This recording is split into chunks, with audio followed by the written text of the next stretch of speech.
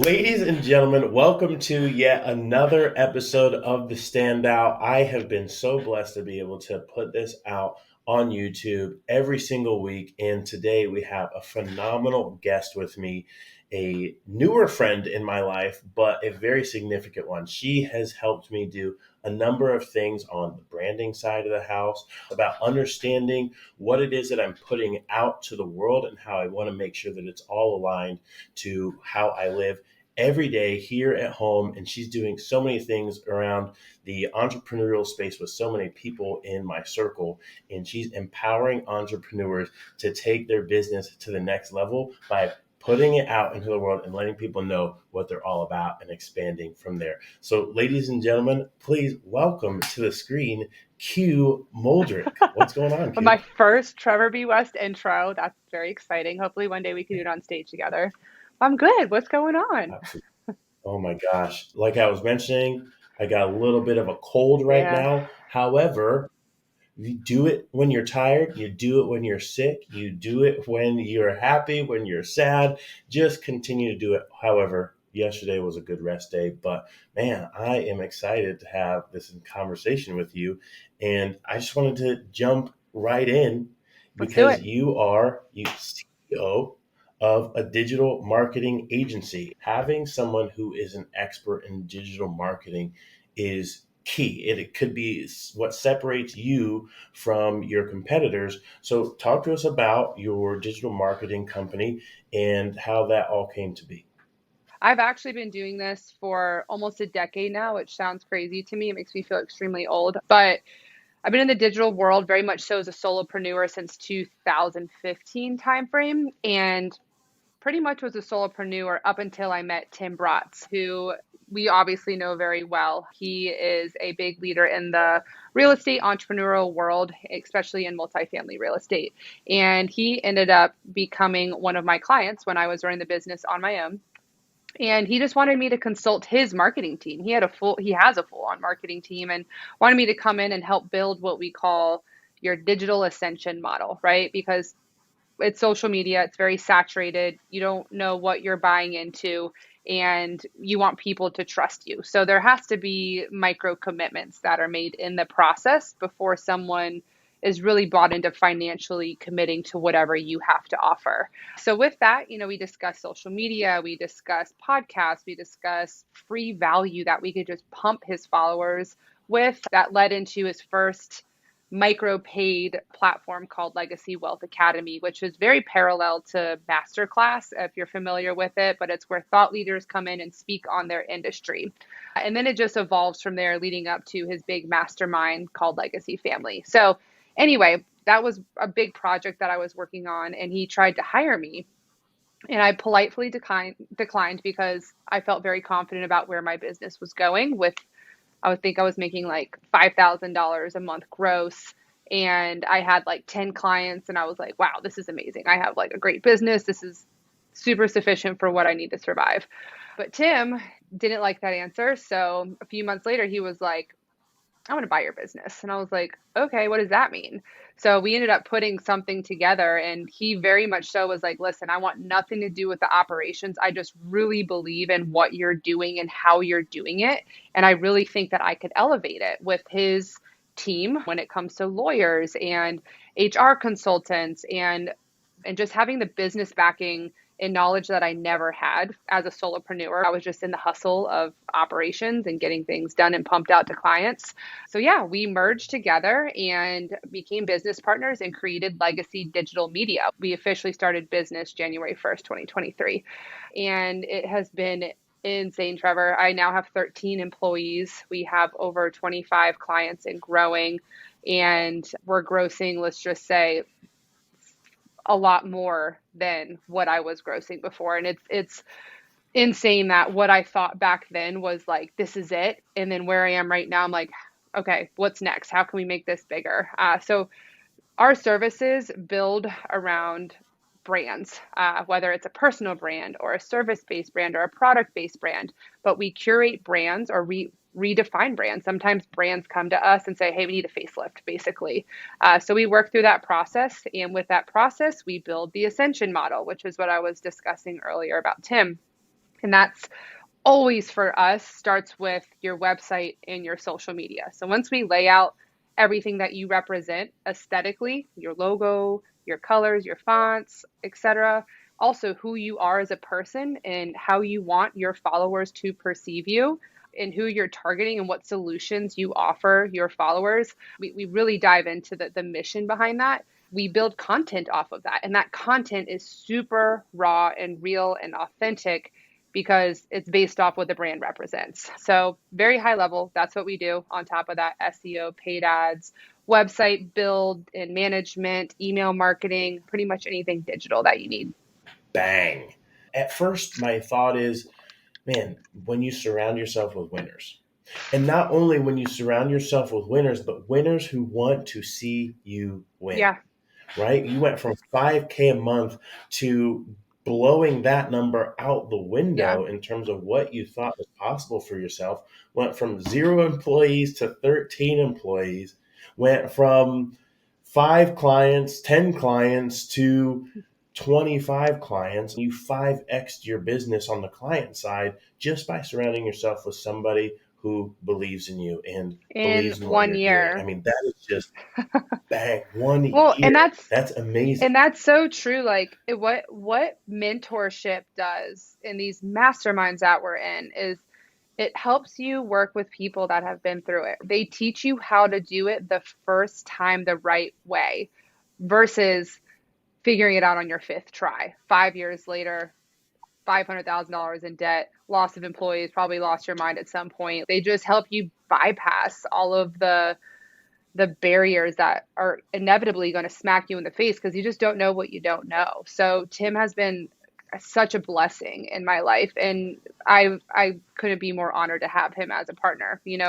Sometimes things get scary, and trust me, I'm sitting here and saying all the beautiful things that have happened the last year and a half, but trust you me that there has been some moments where I felt pretty paralyzed, and the fact that I could go to a partner and have a team that makes me feel truly bulletproof when I walk out. I'm like, I got this. It's been pretty remarkable, and I'm pretty proud of what we've created together. Yeah, that's amazing. And I'd like to talk about some of those challenges because as solopreneurs, I mean, we don't know what we don't know. Just like we talked about at the very beginning of the call, do it tired, do it scared, do it happy, do it sad, but also do it with a mentor. Do it Yes. with somebody who can lead you along the way that's been there, done that. They've blazed the trail.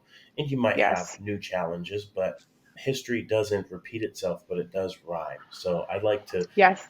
grab I onto like the that. coattails of somebody who's already been there, done that, seen something like this. So, I mean, what would you say over the past year has been some of your greatest challenges going from solopreneur to entrepreneur?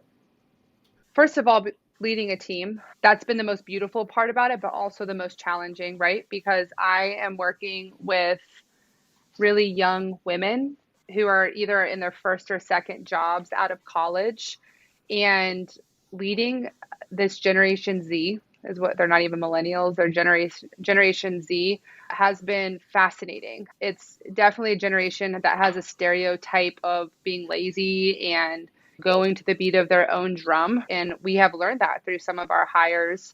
But I've learned about transparency in the beginning with everything in a business, whether it's with a client, whether it's with a business partner, whether it's with an employee, to really set the tone from the beginning. Being a part of a startup business is so exciting, but you have to have that entrepreneurial spirit. And not a lot of people have that, and that's okay if you don't. Sometimes people like structure and stability and that consistent commitment that's always coming into their lives. And there's nothing wrong with that. But then there's us crazy entrepreneurs that we're like, we see a fire and we run into it with full like anticipation of something happening exciting. So we're just hoping for the best. So during the hiring process, one of the biggest lessons I've learned is to really set the stage. So actually, I don't even do the hiring anymore. Abby, our COO, does, but now she knows how to hire. We say this is not a 9 to 5. This is not a 40-hour work week. You will work 50 to 60 hours on average a week. You will work weekends. You will work nights. There is an insane process that we follow, but it could change the next day because we're in the digital world. And things change all the time, especially with AI. What we thought we knew yesterday is completely different today. And you have to be ready for that. And you cannot let that debilitate you.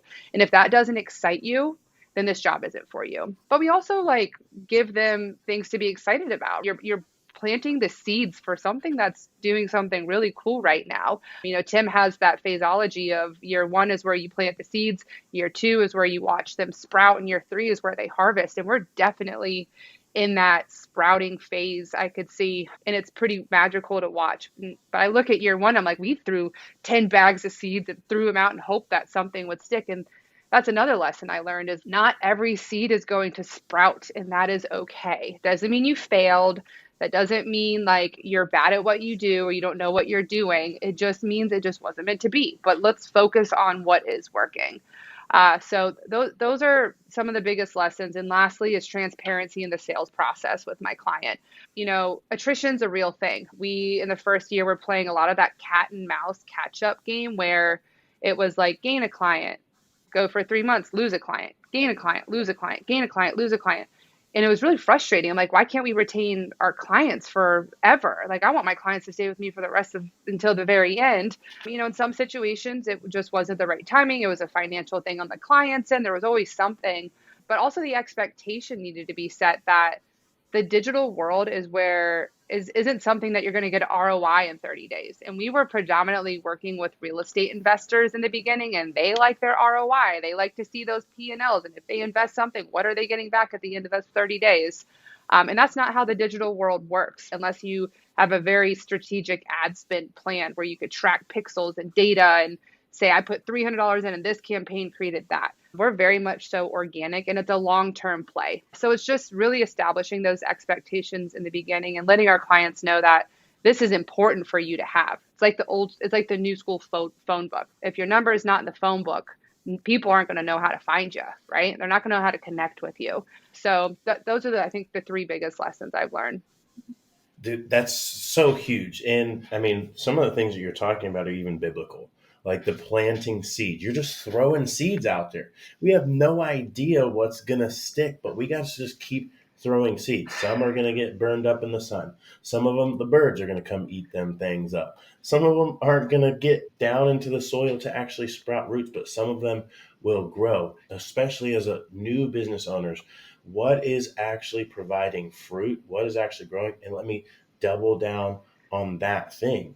But if you're planting seeds, while you're planting seeds, you have to plant a lot of them in order to do what your next setup is, which just kind of reminds me of setting the stage through transparency, Yes. setting the stage with your clients, setting the stage with the people that are coming onto your team, right? Hey, not everything needs to be entrepreneurial. You don't have to be an entrepreneur to succeed, to have the time freedom, to be able to do the things that you want to do in life. And I think that you're learning probably better than I am that a lot of the younger generation coming up, they want to be entrepreneurs. They want to be YouTube, social media influencers. They want to be able to do all these things, but it takes hard work. It takes planting seeds and it takes setting the stage. You help people start brands from zero to one or 0 to 10.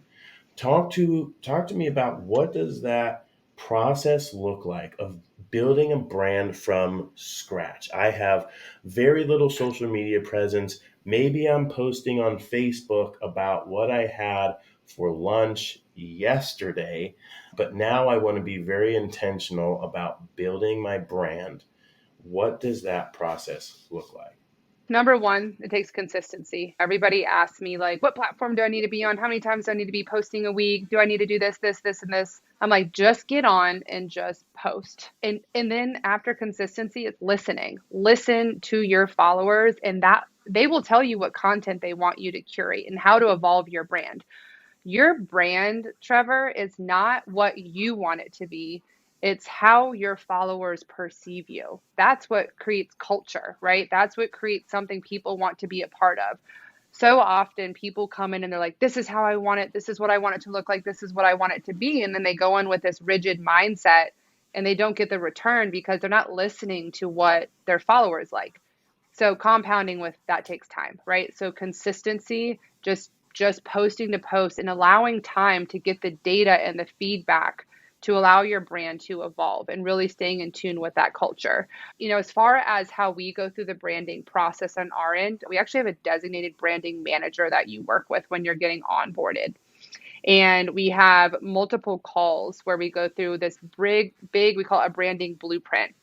We have workshops that we go through on each of these calls. We also assign homework items and action items that you as the client have to really sit down and marinate on. It's not something that we can knock out in an hour. You have to really dive deep into who you are, what you represent, and what your why is. And we hear that a lot. But we go even further than that. And how do we make tangible assets with this concept that you're trying to create? So, for example, if you came in and we would go through your branding process, we would say, okay, let's establish your mission statement and your core values. That's really the nucleus that helps determine all the content that you're creating. But then we take it to the next level and we discuss your avatars, which is your demographic, but we get very detailed on that demographic. We obviously want to know their gender and their age and where they live, but also what problems are each of those individual avatars experiencing. And then generally with one problem that they have, you have 5 solutions that you could offer them. And that's where the content starts to get curated because you're speaking from the foundation of your core and what you represent, but you're speaking to the people that you want to attract and identifying with the struggles they have and the solutions that you have for them. So it almost feels prescribed to them. So the idea is when you create content, like people are like, wow, he's speaking to me. That's who you want to connect with. And defining your avatars is important to understand because you're not going to be everybody's cup of tea. Pace Morby actually said this, and we pulled this into our branding process. But what he said, your vibe attracts your tribe. So that's why it's so important when you're eating breakfast, like you said, or you're working out, or you're showcasing how you're flipping your house with your wife and all the problems that you're experiencing. It's, the authenticity that comes out in your personality and your story that people are attracted to. And some people might be like, this is too much. I don't want to follow this guy. Cool, unfollow me. But there are people that want to be a part of that. And those are your avatars. Those are the people that you listen to, you get their feedback, and that's how you curate the content. So it's definitely a strategic process with an emotional component attached to it. Also with an empathetic element, empathy being that you're relating to how your clients are responding to what you're putting out there.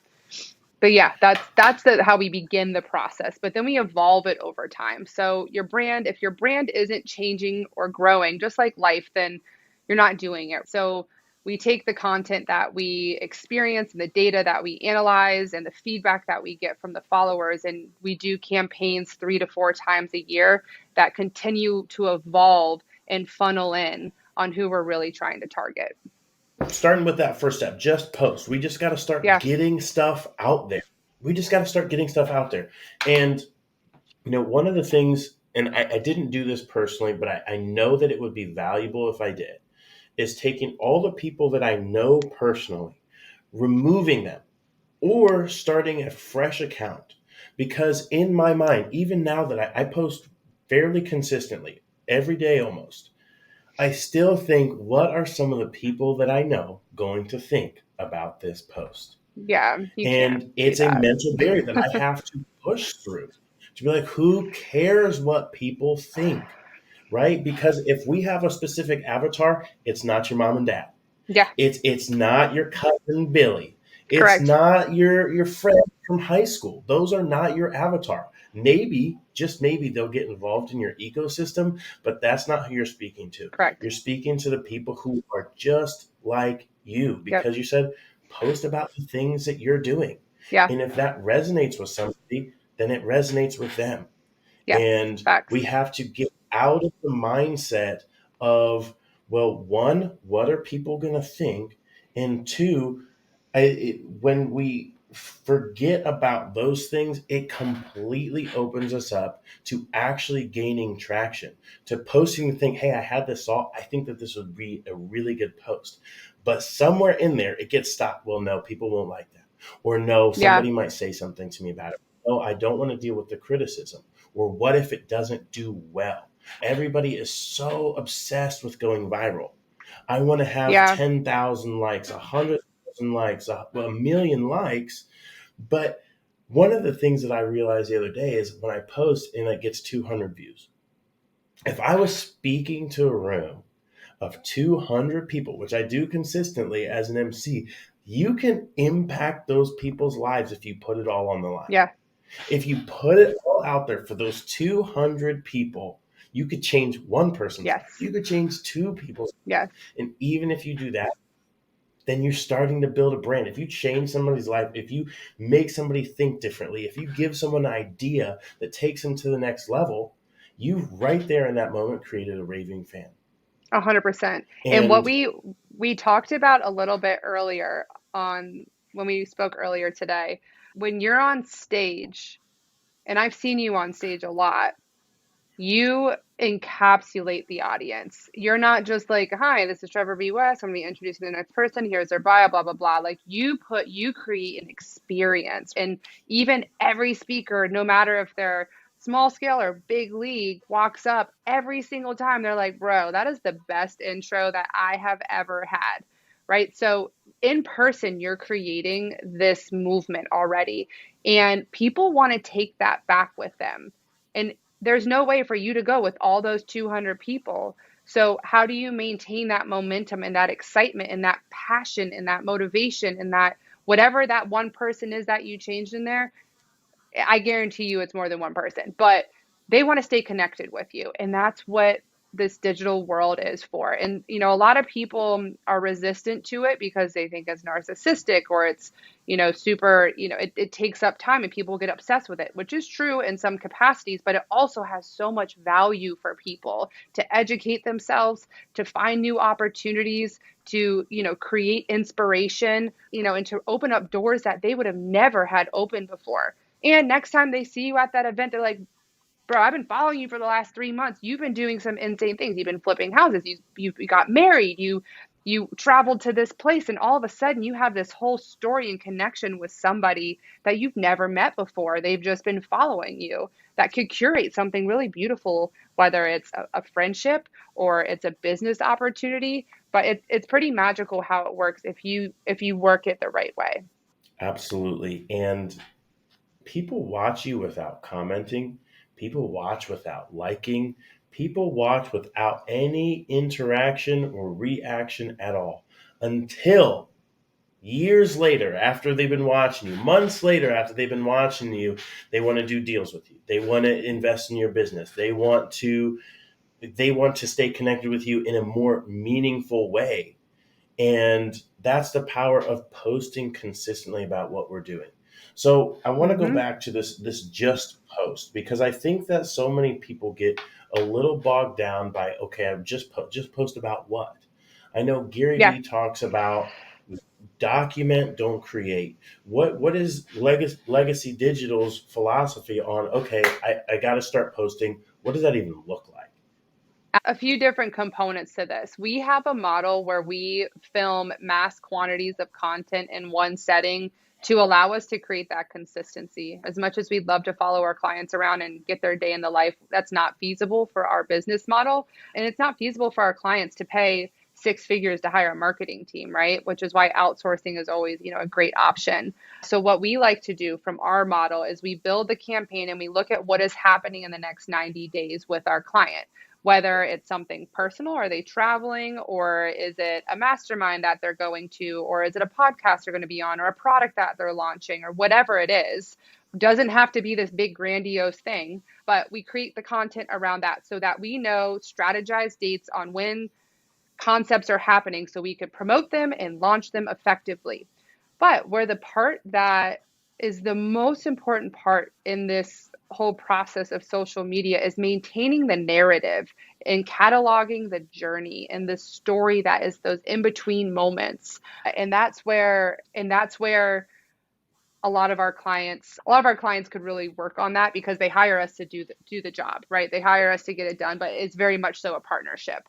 We need our clients to say, hey, I'm going to go walk this new property that I just got. Of course, we're entrepreneurs. Things happen every day that we can't plan 90 days out in advance. That's ridiculous. We can do the best we can, but things come up. So we need our clients to pull their phones out and just film whatever is happening. I obviously, like, during the branding process, will lay out your pillars and what you represent. Maybe health and wellness. Maybe you love traveling. Maybe you're obsessed with dogs. Maybe you're a collector of cars, or you love to travel. So we'll make sure with that, we'll be like, hey, it looks like you said you're traveling next week. Just take 10 video clips of your experience. We don't want to take away from your travels, but just take 10 video clips and add them to this shared album, and we will post it and curate the storyline around it. But for somebody, that's our process and how we do it. So it's a fusion of curating strategized content 90 days in advance, and our clients sending us content on a daily basis that we could funnel into their strategy in a way that makes sense.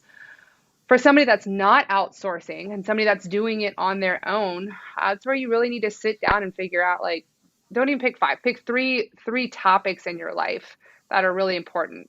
God, family, real estate. Those are yours, Trevor. But within those pillars, there's sub pillars, right? I'm not going to go and be like, okay, I got to talk about God today. What do I say? Or I got to talk about family today. What do I say? It's coming up with these sub pillars in between that help you create fun, exciting content within that. So maybe with the God perspective, it's something that you're doing within the church. Maybe it's faith within your business and how you use faith as a tool. Maybe it could be anything that you want to be giving back from the perspective of real estate. It's, you going out and walking properties, or you educating people on how to raise money, or whatever it is. But there's so many subtopics underneath those big pillars that represent your life. It's the subtopics that we glance over. And it's Mm-hmm. like if we just go 1, 2, 3 layers deeper, everybody has an Yes. unlimited amount of content. Everything can be content. Everything. I Yes. mean, just those topics go on. I read my Bible today, and this verse stuck out to me.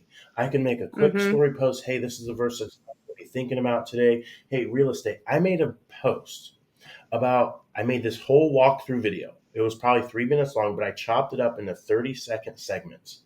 And I started posting those 30-second segments about changing out the cupboards. I'm going to keep the cupboards. I'm going to sand them down. I'm going to paint them. This post now has like almost 30,000 views just because I was talking about what I was doing. And then the feedback that I'm Yeah. getting, just like you were talking about cataloging the journey, people are literally Yeah. saying, hey, dude, I see those posts. Keep posting. I'm following along. I'm invested. And it's Yep. the simplest thing. I'm literally showing people what I'm doing. And Yep. then that's it. Yeah. It's just connecting the dots. Like, I've been following your journey on social media, and my husband, for those of you that don't know, did a podcast with you recently, and he was like, I didn't know that he did this, he made this much money and this is what he did. I'm like, yeah, have you not been watching him on social media? Trevor, I'm not texting you every time you post, but I'm watching it, right? So going back to those, we call them ghost followers, they're still interested. And next time I see you, I'm going to be like, hey, how's that flip going? And it creates conversation. And it's truly the moments in between that really, really matter, because people need to get away, or not a getaway. They need to start accepting that having a digital personality is very important these days. We live in a world where things are more complex. It's harder to network, harder to connect. Everybody's like so infused in what's going on in their life. This is an easy resource for us to stay connected to other people. In a space from your perspective, or me as somebody who wants to get online and talk about it, to really be vulnerable. And I want to talk about that a little bit, because some people, going back to what you said, what are people going to think about me? I do think there's a meter of being vulnerable online. I think some people do take it a little bit too far, but that's my perception of it. But guarantee you, they have people that are connecting with them and relating to them. So I'll give you this is a personal story, and I'm very open about it. But Gunnar and I just went through IVF, which is like a fertility process to try and have a baby. And I decided to post about it on social media. And IVF, and I didn't like post the intricacies of it. I just post like all the presents and like support things that people, like balloons and meals that people brought me, and just talking a little bit about the journey. And I kid you not, I had hundreds of people reach out to me that I didn't know, that I've known for years, who I haven't talked to, people that I know right now that I interact with that are going through it. And it just became this community of support that I would have never had. Not bringing it back to me, I would have never had this. I would have had to go through it all by myself, which IVF is not a fun process.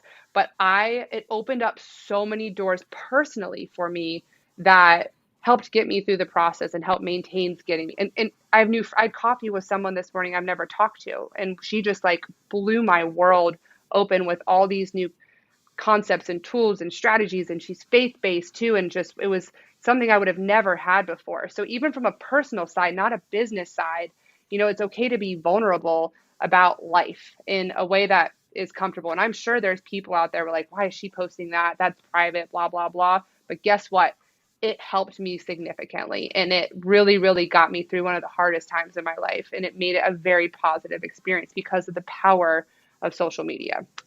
So I do think there's so many layers to it, and I don't think you should worry about what other people think, because at the end of the day, there's people out there that want to follow what you're giving. Surround yourself with winners. That's right. And if we're not willing to be vulnerable, if we're not willing to post, if we're not willing to put it out there, we won't find the winners. Yes. You made a post, you were vulnerable, you put it out there, and now you've found winners, people who Yes. want to see you succeed in whatever it is that you're attacking.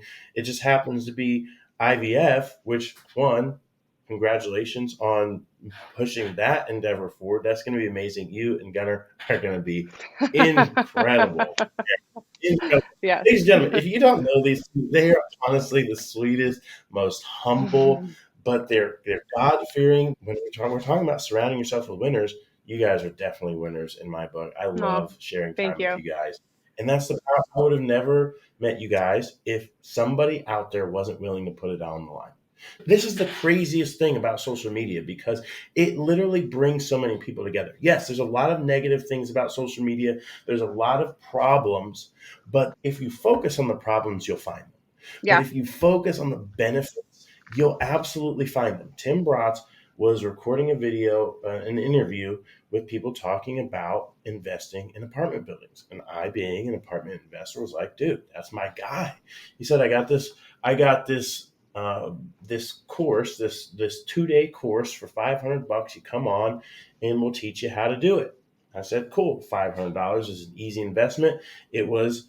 And then they started talking about the mastermind. I was like, I got to be surrounded by people who are doing this.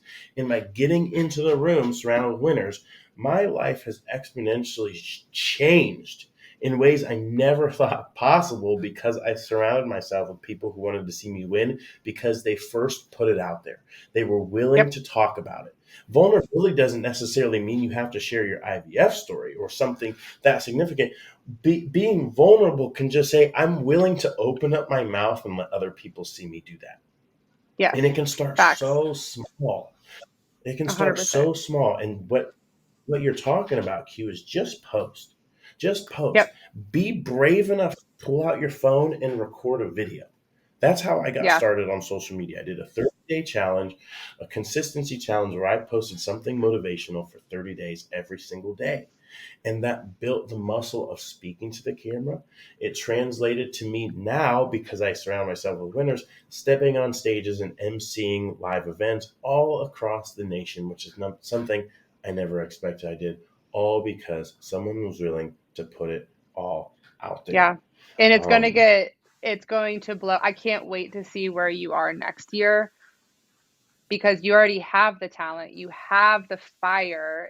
It's just somebody's got to find you, right? And that social media is going to be the tool. Obviously, you have people in your audience, but they're gonna be like, I got to show this to my boss because I want him to present my boss's next event, or I want this guy to present my next mastermind. Or it just curates so many opportunities that would have never been there if you didn't have the presence. And that's at the end of the day, that's what I tell my clients. Like, if I go online and I'm going to pick a restaurant, and if there's a restaurant that has a social media versus doesn't have a social media, I'm going to pick that. If I'm going online to investigate a person to see if I want to invest in their business, I'm going to go look them up. and make sure they're a good person. And I could do that if the person is curating the content that showcases they're a good person. What is this person going to do when a deal goes south? What is this person going to do when they are put up against hard times and we're in a partnership together and they're on there talking about hard times and how they've gotten through it and how they're, authority in their business? That eliminates this personal in person, like, oh, Kelly Garrett says, I'm going to take you on a few dates before I get married to you, right? That's social media just expedites that and gets you to those opportunities faster in a more confident way. Absolutely. I mean, Myron Golden said this. He said, if you don't build your brand intentionally, you will build your brand by default. Mm-hmm. And I don't know about you, but if I don't want people coming to my page and making assumptions on my brand because I wasn't intentional about it. Facts. I built it by default because I haven't posted in a year, and the last time I posted was me on vacation with my friends. Mm-hmm. Or even worse, maybe you haven't posted on social media in a long time and you were a different person 3 years ago. And someone does a little bit of research to find out who you are and they get the wrong idea. And Yeah. now, because that stuff is out there, we've built a brand by default because people are Yes. going to make their assumptions, just like you were talking, which is people are going to come and find out more about you. People are Yep. going to, we're going to find what sticks about your brand Mm-hmm. based on the feedback that you get from other people. I don't Yep. want what sticks with people to be a bad taste in their mouth because I chose not to, one, get with the times because social media branding, it's here to stay, and it's going to be what Mm-hmm. separates people from the ones who last and the ones who don't last. And Absolutely. I want to make sure being intentional about that. Absolutely. 100%. You got it spot on. So just post. And just post. Just And post. talking Yes. about Q, I know you do logos, which we literally just had a call 2.5 hours ago about me building out my own logo, starting to, because I don't want to, as much as I love all the groups that I'm in, I've met some amazing people who have built really strong brands. I want to rep my own brand. I don't want to Absolutely. constantly be wearing someone else's brand. They're people that I believe in. I love them. What they are doing matches up with what I'm doing. We're aligned. However, I have something that I'm building. I have something that I'm putting out to the world. So, hey, we're putting it out there. We're posting. We're starting to gain some traction. We're seeing what's working, what's not working. Okay, now we want to solidify something in people's mind. When they see me, they see my logo. When they see me, they start to see what I'm doubling down on in terms of what's working. Talk to us about the logo and how some of those other things impact the brand. The logo, the social media, the website, email marketing is all a ripple effect of culture. Culture is what creates it. And then all these other platforms we're talking about, whether you're wearing it on your head or you're looking it on a screen, are just support systems for that culture. And I think, that's what people really are craving these days. Authenticity, it's a really annoying word. I hear it all the time when I go to conferences. Yes, but it's true. They want authenticity, but we we want our culture to be what represents everything else. We want when people wear that hat, they wear it with a purpose. When people are listening to a video or watching a video, they're watching it from the beginning to the end. When you send a newsletter, they are like, "Yes, that newsletter came in. I cannot wait to get value from Trevor B. West." It's the intention that people take with that brand. They wear it proudly. They represent it proudly. And that's at the end of the day what this goal is as you are evolving your brand, to create a culture that people want to be a part of. I'm actually hosting a panel the end of April, and it's called the branding blueprint and what people say about you when you're not in the room. And that's your brand. That's what you represent.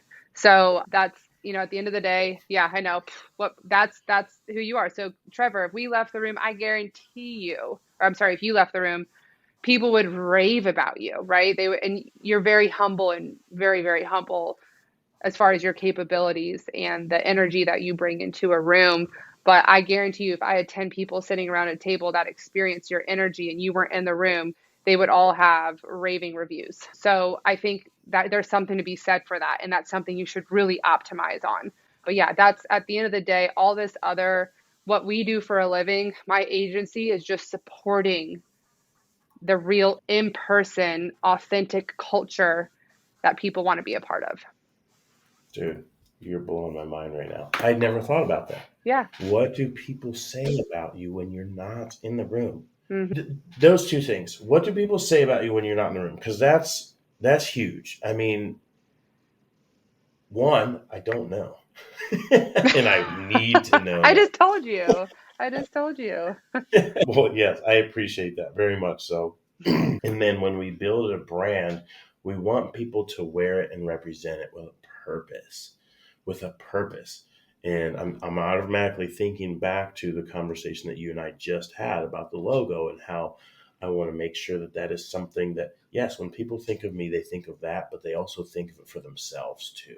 They think of that as a part of who they are.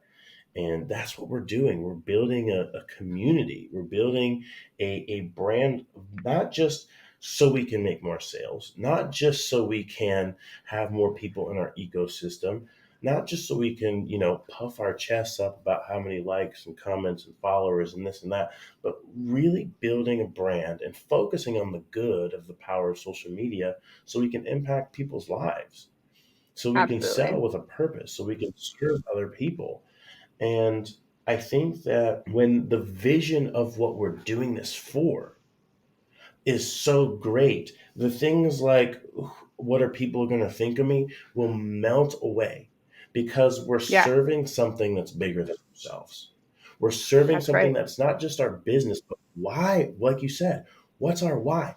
Why are we in this business?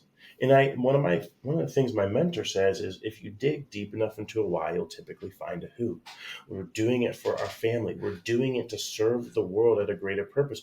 We're doing it to serve our creator and maximize the gifts, talents, and abilities that he's given us.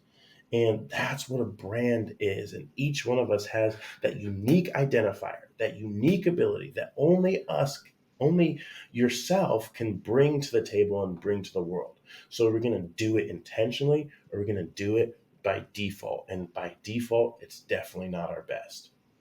Facts. I love it. I did want to touch on the family side of things. You have a big family. You are the Yeah. oldest of five kids, one of 17 grandchildren, right? Oldest of 17 And that's grandchildren. Yep. oldest. Wow, oldest of 17 grandchildren. How has your upbringing impacted your business? Because I know you talked about, what you're doing is serving the future generations, so you can have what you had and more in the future. You can provide that for your future generation. So how has being a part of this family impacted your business? It's growing up, I'm like, these people are crazy, crazy, crazy. But it's the reason why I am the way I am, and the reason I function the way I do, and the reason why I think the way that I think. My being that I am the oldest, obviously they call them like, I feel like I'm the manager of the family. And I know how to lead a room. I know how to walk in and command attention productively and with respect. I will say with a big family, it's a very masculine family. My great grandfather was in World War II. My grandfather was in Vietnam. My uncles were in Afghanistan, and very military based family. Army Ranger, 101st Airborne, like they were very, very patriotic. So my grandfather always taught me, he's like my mentor and my guidance for everything. But he said, always try your hardest, always be on time, and never lie. And those are like the three things that he always lived by. My grandmother always says, ain't nothing to it but to do it. And that's truly how I've just navigated my way through a lot of hardships in my life. And if you were to meet my family, Trevor, you would look at me like I'm a peon. They are so insane in how productive they are and how they build things and curate things and how they perceive the world. And that's really what's given me a very invincible but humble attitude in life. And I'm very, very, very thankful for their high expectations. I'm very thankful for being the oldest because it has made me very strong. It's made me very productive. It's made me think ahead. My uncle, he has the 6 Ps, and I know it's, commonly known, but it's prior planning prevents piss poor performance. That's something that he always taught me growing up. So it's just this very militant mindset on how I could walk in and lead a room confidently and have people respect me because I practice what I preach, right? I what I'm implementing and what I'm telling people to do, I do it behind the scenes as well as in front of the scenes. So I love my family very, very much. And I'm so blessed to have those crazies in my life. And I would not be the strong, tenacious person that I am today without them. Air planning prevents piss poor performance. I Yeah. love that. That's my uncle who's in the Marines Yeah, for 24 years. He's a Marine guy. you're using what you grew up with as a platform.